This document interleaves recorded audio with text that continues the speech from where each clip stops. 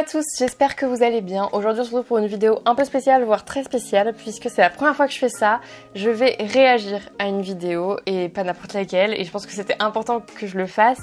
C'est l'appel à déserter qui a eu lieu lors de la dernière cérémonie de remise des diplômes de l'école d'ingénieurs AgroParisTech. Alors cette vidéo rien que sur YouTube elle a fait plus de 800 000 vues et je sais qu'elle a été repost sur différents réseaux sociaux type LinkedIn, Instagram, etc. Donc très clairement, possiblement que vous l'ayez déjà vu. Mon objectif aujourd'hui, c'est plus de vous partager mon regard d'ingénieur, puisque moi-même, je suis ingénieur depuis 2017, donc eux, ils sont de la promo 2022. Donc seulement 5 ans séparent finalement nos deux cursus, et je dois avouer que moi-même, quand j'ai été diplômée, j'ai beaucoup ressenti tout ce qu'ils expriment dans cette vidéo, et moi, cette vidéo, quand je l'ai regardée, elle m'a fait trembler. Ah putain, la lumière d'un coup, bam, il a entendu l'appel à déserter. Donc en la regardant, je vais aussi vous aider un peu à la recontextualiser, vous expliquer un peu ce que c'est qu'AgroParisTech, essayer en fait de vous faire un peu les sous-titres pour vous aider à votre compréhension de cette vidéo. Donc tiens, le soleil revient, finalement l'appel à déserter ne l'a pas arrêté. Donc on va pouvoir lancer la vidéo tout de suite et je vais pouvoir commencer à réagir puisque c'est l'objectif de la vidéo du jour. Cette intro était catastrophique. Allez, c'est parti. Bonjour à tous et à toutes. Donc comme vous le voyez, on n'est pas que Lola. Là, le discours qu'on va faire, c'est un discours qui vient de nous tous, ce collectif-là. Les diplômés de 2022 sont aujourd'hui réunis une dernière fois après 3 ou 4 années à AgroParisTech. Et nous sommes plusieurs à ne pas vouloir faire mine d'être fiers et méritantes d'obtenir ce diplôme à l'issue d'une formation qui pousse globalement à participer aux ravages sociaux et écologiques en cours. Nous ne nous considérons pas comme les talents d'une planète soutenable. Nous ne voyons pas les ravages écologiques et sociaux comme des enjeux ou des défis auxquels nous devrions trouver des solutions en tant qu'ingénieurs. Nous ne croyons pas que nous avons besoin de toutes les agricultures. Nous voyons plutôt que l'agro-industrie mène une guerre aux vivants et à la paysannerie partout sur Terre. Alors, je vais tout de suite couper parce qu'il y a déjà énormément de choses. Déjà, peut-être que vous ne savez pas ce que c'est qu'AgroParisTech. Donc, AgroParisTech, c'est une école d'ingénieurs qui forme ce qu'on appelle des ingénieurs du vivant. Donc, ceux qui ont fait AgroParisTech ici, n'hésitez pas à me corriger en commentaire parce que moi, je n'ai pas fait AgroParisTech. Mais à ma connaissance, ce sont des ingénieurs qui vont plutôt travailler dans ce qu'on appelle l'agroalimentaire. Donc, c'est-à-dire tout ce qui va être la fabrication de nourriture, tout simplement, pour la population. Mais aussi tout ce qu'il y a autour, donc il y a l'agriculture, par exemple, l'aménagement du territoire ou l'économie rurale. Ce sont des sujets que les ingénieurs du vivant vont être capables de traiter, donc en gros qu'est-ce qui se passe dans les faits sur notre planète jusqu'à qu'est-ce qu'il y a dans notre assiette. Je fais un très très gros résumé très vulgarisé, mais c'est à peu près ça. Après, il faut garder en tête que ça reste encore une école d'ingénieurs et que donc une fois le diplôme obtenu, une fois dans la vie professionnelle, on peut toujours choisir de rebifurquer. Et donc typiquement, moi c'est ce que j'ai fait. J'étais ingénieur en matériaux-chimie, au final j'ai fini en mécanique, puis ensuite en informatique et au final j'ai décidé de tout abandonner, un peu pour des raisons similaires aux leurs. Pas que, j'en reparlerai très bientôt dans une prochaine vidéo. Et donc en fait on va pouvoir continuer la vidéo maintenant qu'on a recontextualisé tout ça. Dites-vous que eux c'est vraiment l'agroalimentaire. Nous ne voyons pas les sciences et techniques comme neutres et apolitiques. Nous pensons que l'innovation technologique ou les startups ne sauveront rien d'autre que le capitalisme. Alors, là-dessus, en fait, elle met en avant le fait que, clairement, aujourd'hui, on le voit avec le dernier rapport du GIEC, l'écologie devient une priorité qui, en fait, n'est pas considérée par les États, clairement, même si on met un gouvernement soi-disant écologique, c'est totalement faux, ça s'appelle du greenwashing, enfin moi, en tout cas, j'ai perdu espoir là-dessus. Pourquoi je dis ça? Tout simplement parce que, en fait, l'écologie ne va pas avec le capitalisme. Factuellement, on est dans une société globalement où l'objectif est de faire du profit. Si vous faites de l'écologie, vous ne faites pas de profit. Donc aujourd'hui, on se retrouve dans une société où on confronte deux systèmes de valeurs. Le premier qui dit il faut continuer le capitalisme et puis il faut continuer de s'enrichir parce que c'est comme ça que fonctionne la société.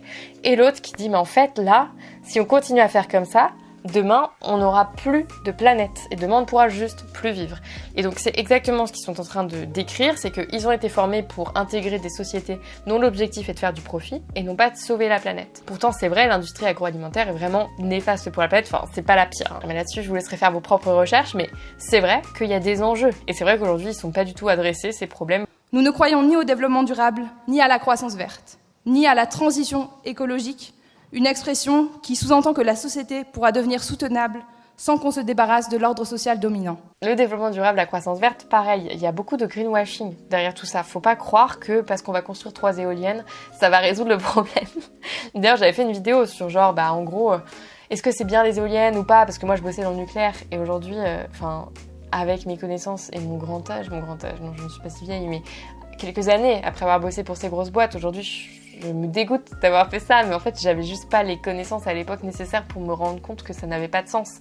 Et en fait je m'en suis rendu compte sur le coup et aujourd'hui je serais incapable de nouveau de travailler pour ces boîtes-là. Et pouvoir travailler d'une part dans les énergies renouvelables, d'autre part dans les énergies nucléaires, je sais qu'aujourd'hui le renouvelable n'est pas une solution non plus. Pourtant je sais quelque chose quand même, c'est que si on ne met pas d'argent aujourd'hui dans la recherche pour trouver d'autres solutions pour produire de l'électricité, demain on sera obligé de passer en full nucléaire parce que la priorité ce sera de réduire les gaz à effet de serre, donc réduire la quantité de CO2 dans l'air. Mais en fait on va quand même foncer dans le mur parce que le nucléaire pose d'autres problèmes. Bref, je m'éparpille. Tout ça pour dire que en fait ce qu'elle dit c'est qu'aujourd'hui il n'y a pas de solution et qu'elle veut nous amener justement à la réflexion qui est qu'il faut consommer moins. AgroParisTech forme chaque année des centaines d'élèves à travailler pour l'industrie de diverses manières. Trafiquer en labo des plantes pour des multinationales qui renforcent l'asservissement des agricultrices et des agriculteurs. Concevoir des plats préparés et ensuite des chimiothérapies pour soigner les maladies causées. Alors en fait, ce qu'il veut dire, c'est que lui, une grosse part de son travail consiste justement à encadrer tout ce qui est production alimentaire, vu qu'on disait ingénieur du vivant, etc. Et en fait, c'est vrai, on le sait, tous ces produits que l'on produit, tous les produits surgelés typiquement, que l'on produit en très grande masse à très bas coût, en fait, ils sont tellement blindés de sel et tellement blindés de plein d'autres produits chimiques qu'en fait, ils sont hyper néfastes pour la santé. Pour autant, aujourd'hui, ils permettent à moindre coût de nourrir beaucoup de gens et cela en faisant un maximum de bénéfices. Ce qu'il relève comme autre problème, c'est qu'au final, pourquoi on ne résout pas le problème? Parce qu'on pourrait se dire, oui, mais les gens sont malades à force de manger de la merde, est-ce qu'on résoudrait pas le problème? Non, parce que derrière, t'as aussi les lobbies pharmaceutiques. Si les gens ne sont plus malades, pareil, c'est une autre économie qui s'écoule. Et bref, tout le système est construit comme ça. Et je sais que moi, j'ai pris conscience de tout ça très très tard, genre après mon diplôme, genre dans mes premières années de travail.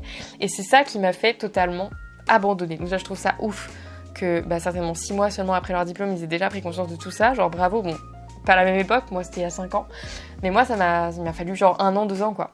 Bref, donc, continuons. Inventer des labels bonne conscience pour permettre aux cadres de se croire héroïques en mangeant mieux que les autres. Développer des énergies dites vertes qui permettent d'accélérer la numérisation de la société tout en polluant et en exploitant à l'autre bout du monde. Ça aussi, c'est vrai. Par exemple, manger bio. Manger bio. Pourquoi ?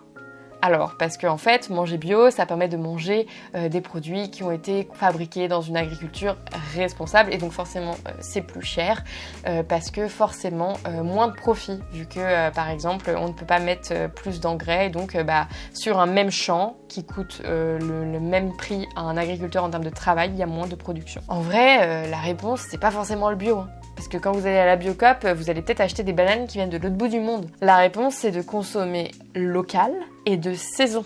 Et genre ça, c'est quelque chose, il n'y a pas de label pour ça. Il n'y a pas de label parce que ça fait pas d'argent.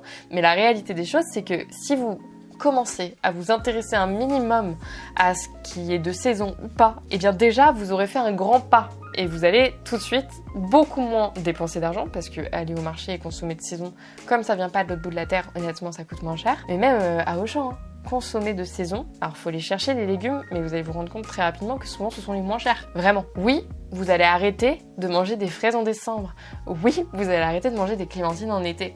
Mais en fait, déjà vous aurez potentiellement des aliments dans votre assiette, mais on fera des vidéos nourriture si vous voulez. Vous allez permettre à votre organisme d'avoir les bons apports nutritionnels au bon moment de l'année. Genre typiquement, moi je sais que j'adore par exemple les soupes de butternut en hiver, début de l'automne plutôt, parce que c'est de saison, mais aussi parce que je sais que c'est ce dont mon corps a besoin. Et l'été là en ce moment là c'est le début de l'été, moi mon corps il demande full fruits et légumes, genre artichauts, fraises, tout ça. Et pour ma part j'ai totalement arrêté de consommer de la viande pour des raisons aussi écologiques.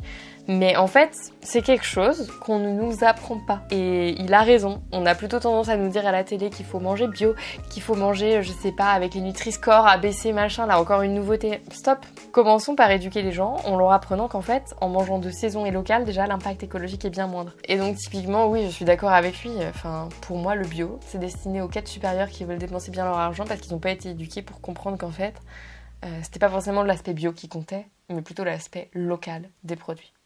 Pondre des rapports RSE d'autant plus longs et délirants que les crimes qu'ils masquent sont scandaleux. Ou encore compter des grenouilles et des papillons pour que les bétonneurs puissent les faire disparaître légalement. Ces jobs sont destructeurs et les choisir, c'est nuire en servant les intérêts de quelques-uns. C'est pourtant ces débouchés qui nous ont été présentés tout au long de notre cursus à AgroParisTech. En revanche, On ne nous a jamais parlé des diplômés qui considèrent que ces métiers font davantage partie des problèmes que des solutions et qui ont choisi de déserter. Alors là, tout ce qu'il a dit, je suis entièrement d'accord, fois 10 000 avec lui. Moi aussi, j'ai très mal vécu cette sortie d'école, après l'école en fait, où pendant les premières années, je me suis rendu compte que tous les débouchés qu'on m'avait proposés et qu'on m'avait fait miroiter et que je voyais comme incroyables, en fait, ne me convenaient pas. Et en fait, cette désillusion a été extrêmement douloureuse. Ça s'est très très très mal passé. Enfin, franchement, mes premières années post-école, mes 2 premières années, j'étais vraiment pas bien. J'étais profondément mal et je ne trouvais pas ma place dans la société. Je ne savais pas où aller. J'avais la sensation d'avoir travaillé pendant 5 ans dans un objectif qui, en fait, n'était pas du tout en adéquation avec mes valeurs. Et donc en fait, je prenais conscience de mon système de valeurs et plus j'en prenais conscience, et pire que ça, plus je me documentais, plus j'apprenais des choses, plus je me rendais compte qu'en fait, je ne pourrais pas y arriver. Dans le sens, je ne pourrais pas travailler dans ces grosses boîtes, dans ces entreprises, alors que j'ai été formée, moulée, sur mesure pour prendre ces postes-là. Et ça, c'est très dur d'en prendre conscience. Franchement, je suis choquée de leur maturité, de leur prise de recul sur la situation, parce que moi, vraiment, pendant longtemps, enfin, vous allez vous dire, non mais meuf, ça va, au bout de 2 ans, tu t'es réorientée, ça passe. Mais vous vous rendez pas compte, genre, la douleur. Enfin, au bout de 2 ans, j'étais en mode, est-ce que je ne reprends pas une formation de zéro pour devenir artiste peintre? Je ne savais pas ce que je voulais faire. Bah ouais, ça a été très difficile comme prise de conscience, et c'est pour ça aujourd'hui que j'essaye de vous aider à vous orienter, c'est parce que, enfin, j'essaye de partager les vrais messages et d'arrêter de vous bullshiter des trucs, genre, non, une école d'ingénieur ne va pas vous rendre riche et célèbre. Une école d'ingénieur, ça va vous permettre de travailler dans des grosses boîtes. Si votre objectif n'est pas de bosser dans des grosses boîtes, n'allez pas faire une école d'ingénieur. Là-dessus, en vrai, je suis peut-être un peu extrémiste parce que je sais qu'au final, tout le bagage que j'ai acquis durant ces études, c'est ce qui me permet aujourd'hui d'avoir cette prise de recul et cette prise de conscience. Et c'est pour ça qu'aujourd'hui encore, je retourne dans mon école, partager justement tous ces magnifiques débouchés que sont justement toutes ces alternatives dont ils vont parler aussi, qui permettent aujourd'hui de faire changer les choses, en tout cas qui essayent d'y participer. Donc bref, ils vont en parler, je continue la vidéo. Nous nous adressons à celles et ceux qui doutent, que ce doute soit quotidien ou fugitif. À vous qui avez accepté un boulot parce qu'il faut bien une première expérience. À vous dont les proches travaillent à perpétuer le système et qui sentez le poids de leur regard sur vos choix professionnels. À vous qui, assises derrière un bureau, regardez par la fenêtre en rêvant d'espace et de liberté. Voilà, moi il y avait tout ça qui exactement, ils en parlent, genre le poids du regard de la famille, elle avait presque réussi et d'un coup elle envoie tout chier. C'est vraiment ce que j'ai vécu, elle avait presque réussi et en fait elle laisse tout tomber. Et le regard de ta famille quand tu finis par enfin assumer tes choix de j'arrête en fait, je ne cherche pas à perpétuer le système comme vous et vous faites ce que vous voulez, en fait c'est vos choix, c'est ok et c'est pas pour autant que je vous aime moins. Mais moi, c'est pas moi. Et il faut dissocier les 2 personnes. Je ne suis pas votre continuité. Et ça, c'est très, très difficile. Et je pense que c'est ça la clé de l'émancipation, c'est réussir à l'accepter et réussir à justement s'imposer au final et affirmer ses choix. Et c'est pas simple. Et je la comprends. Vous qui prenez le TGV tous les week-ends en quête d'un bien-être jamais trouvé. À vous qui sentez un malaise monter sans pouvoir le nommer, qui trouvez souvent que ce monde est fou, qui avez envie de faire quelque chose mais ne savez pas trop quoi, ou qui espériez changer les choses de l'intérieur et n'y croyez déjà plus. Ça, c'est un truc auquel moi je croyais profondément au tout début de ma carrière, c'est que j'ai voulu m'accrocher, et c'était peut-être là mon erreur. J'avais la sensation que justement en bossant dans ces grosses boîtes, j'allais réussir à faire changer les choses. Non. Peut-être avec un gros mouvement de foule, mais en fait pour moi ces boîtes, non mais j'y crois pas en fait. Je pensais vraiment être capable de l'intérieur de faire évoluer ces boîtes qui au final aujourd'hui ont le pouvoir parce qu'elles ont l'argent, elles ont les moyens. Mais en fait factuellement j'en suis arrivée à la conclusion que plutôt de vouloir faire changer les choses de l'intérieur, il valait mieux les quitter pour reconstruire à côté. Tant qu'à leur tête on aura des dirigeants qui justement leur seul objectif est de s'enrichir plus et ne penseront pas réellement à l'avenir de la planète, il n'y aura pas de changement possible de l'intérieur. Nous voulons vous dire que vous n'êtes pas les seuls à trouver qu'il y a quelque chose qui cloche, car il y a vraiment quelque chose qui cloche. Nous aussi, nous avons douté et nous doutons parfois encore. Mais nous refusons de servir ce système et nous avons décidé de chercher d'autres voies, de construire nos propres chemins. Comment est-ce que ça a commencé ? Nous avons rencontré des personnes qui luttaient et nous les avons suivis sur leur terrain de lutte. Ils nous ont fait voir l'envers des projets que nous aurions pu mener en tant qu'ingénieurs. Je pense à Christina et Emmanuel, qui voient le béton couler sur leurs terres du plateau de Saclay. Je pense à ce trou desséché, une compensation bien dérisoire à une mare pleine de tritons. Ou encore à Nico qui voit de sa tour d'immeuble les jardins populaires de son enfance rasés pour la construction d'un écoquartier. Ici et là, nous avons rencontré des personnes qui expérimentent d'autres modes de vie, qui se réapproprient des savoirs et des savoir-faire pour ne plus dépendre du monopole d'industries polluantes. Des personnes qui comprennent leur territoire pour vivre de lui sans l'épuiser, qui luttent activement contre des projets nuisibles, qui pratiquent au quotidien une écologie populaire, décoloniale et féministe, qui retrouvent le temps de vivre bien et de prendre soin les unes les uns des autres. Toutes ces rencontres nous ont inspirés pour imaginer notre propre voie.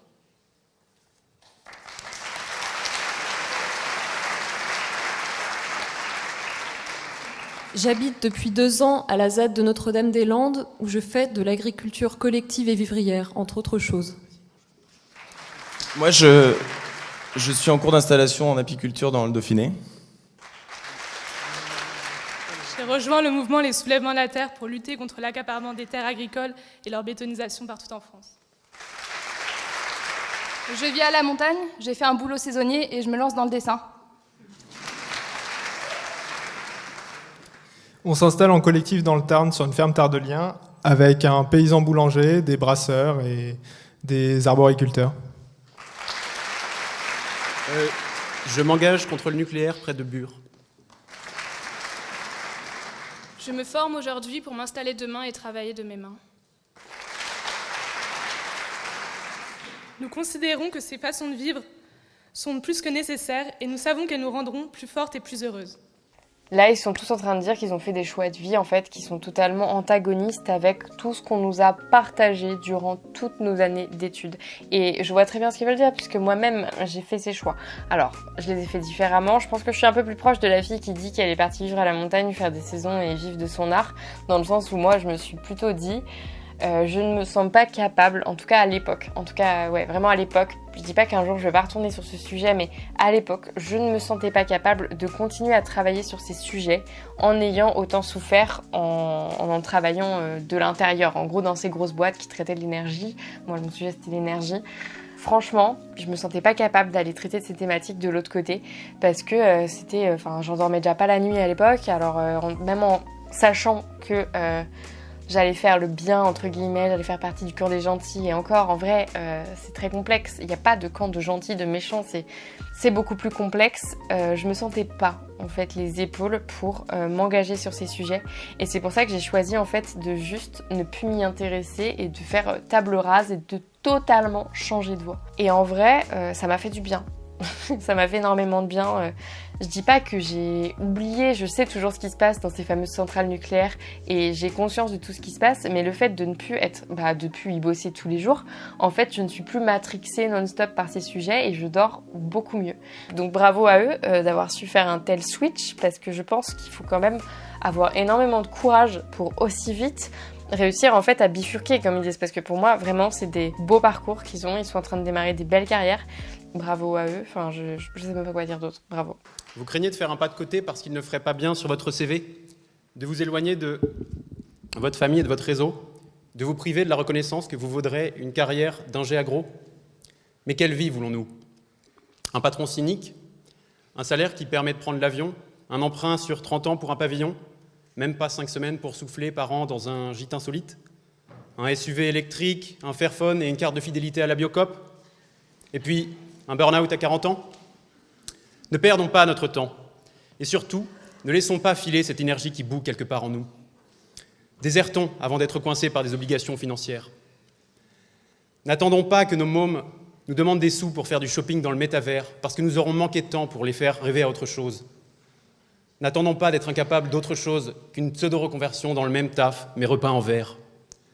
N'attendons pas le 12e rapport du GIEC, qui démontrera que les États et les multinationales n'ont jamais rien fait d'autre qu'aggraver les problèmes, et qui placera ses derniers espoirs dans les soulèvements et les révoltes populaires. Vous pouvez bifurquer maintenant. Commencer une formation de paysan boulanger, partir pour quelques mois de woofing, participer à un chantier sur une ZAD ou ailleurs, vous engager auprès de celles et ceux qui en ont besoin, vous investir dans un atelier vélo autogéré ou rejoindre un week-end de lutte avec les soulèvements de la Terre. Ça peut commencer comme ça. À vous de trouver vos manières de bifurquer.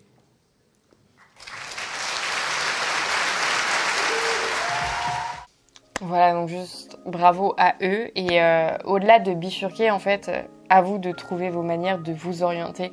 Et c'est pour ça que je dis souvent dans les vidéos, et c'est quelque chose qu'on me reproche, parce que vous ne comprenez pas forcément, mais je dis souvent, ne choisissez pas un cursus scolaire ou une formation uniquement pour les débouchés qu'ils offrent. Parce qu'en fait, il y a fort à parier que vu le tournant que prend le monde actuellement, il n'y ait pas forcément les mêmes débouchés dans 5 ans, parce que le monde aura beaucoup changé. Et là, je parle pas que de l'apparition de l'intelligence artificielle, de la robotisation, etc. Je parle du fait qu'on va être contraint de changer parce que tout est en train de changer et que la société va devoir s'adapter. Donc si aujourd'hui, par exemple, vous envisagez de faire des études d'ingénieur pour travailler dans l'aéronautique, demain, l'ingénieur aéronautique, on en aura beaucoup moins besoin parce qu'en fait, aujourd'hui, le trafic aérien à destination touristique n'a aucun sens. On va pas débattre écologie 30 000 ans, ça me paraît inutile. Mais voilà, je trouvais assez important de vous montrer cette vidéo et de vous faire prendre conscience qu'en fait, aujourd'hui, il y a de plus en plus de diplômés, et je parle pas que d'écoles d'ingénieurs, qui font des gros switches, et ça avant 30 ans, donc c'est-à-dire dans les 5 années qui suivent leur diplôme. En fait, ça n'a aucun sens de choisir sa formation en fonction des débouchés qu'elle permet. Choisissez simplement des études qui sont en lien avec vos centres d'intérêt. Vous vous intéressez à la communication, mais allez-y, faites des études de com. Vous vous intéressez à l'histoire, faites des études d'histoire. Mais n'allez pas en école d'ingénieur pour un jour espérer travailler chez Airbus, ou n'allez pas en école de commerce pour un jour espérer travailler chez Danone. Ces grosses boîtes ont une grande chance de vous décevoir. Il y a de plus en plus de jeunes qui sont extrêmement déçus par ces grosses boîtes. Et de toute façon, pour moi, elles n'ont aucun sens dans le monde actuel et on va connaître des changements. Voilà, c'était le mot de la fin. J'espère que vous avez compris mon message et qu'il ne sera pas mal interprété. On verra au montage ce que je laisse, ce que je garde. Mais sachez que cette vidéo m'a fait beaucoup réfléchir juste à l'orientation aussi que je voulais donner à ma chaîne. Parce que j'ai pris conscience que moi, tout ce que j'ai voulu vous partager en vrai depuis le début, c'est que en fait le message de base c'était plus l'orientation, c'est pas ce que vous croyez. Et on nous ment depuis l'enfance. C'est pas parce que vous faites telles études qu'il va vous arriver telle chose. C'est pas parce que vous faites tel choix qu'il va se passer tel truc. Et j'ai l'impression au final que je me suis un peu éloignée de ce message parce que en fait j'ai un peu fait aussi ce qu'on me demandait. C'est-à-dire on me disait il faut que tu parles de Parcoursup, il faut que tu présentes telles études, il faut que tu fasses ci, que tu fasses ça. Et ok, tu vois, genre en soi, quoi qu'il arrive, à un moment vous allez devoir compléter vos dossiers sur Parcoursup si vous voulez faire des études. On va pas changer tout le système du jour au lendemain, mais je pense que dans mes vidéos je vais continuer à aborder les mêmes sujets mais sous un différent prisme et en gardant bien en tête que le message global que je veux faire passer, c'est que le plus important c'est que vous fassiez des études qui vous rendent extrêmement adaptables. Des études qui vous permettront potentiellement de vous retourner très vite si jamais il y a un gros changement dans la société. Nos parents ont souvent fait le même métier toute leur vie et on dit aujourd'hui que les jeunes font plusieurs métiers, genre c'est mon cas, moi j'ai 3 métiers en parallèle et que surtout on change tout le temps. Je pense que c'est pas qu'un choix en fait. C'est une question d'adaptabilité aussi et d'évolution avec notre société. On vit dans une société où il faut savoir s'adapter bien plus que celle dans laquelle a grandi nos parents, je pense. Voilà, je vais m'arrêter là parce que ça part beaucoup trop en débat philosophique. Donc je vous souhaite à tous une très belle journée et on se retrouve dès la semaine prochaine dans une nouvelle vidéo.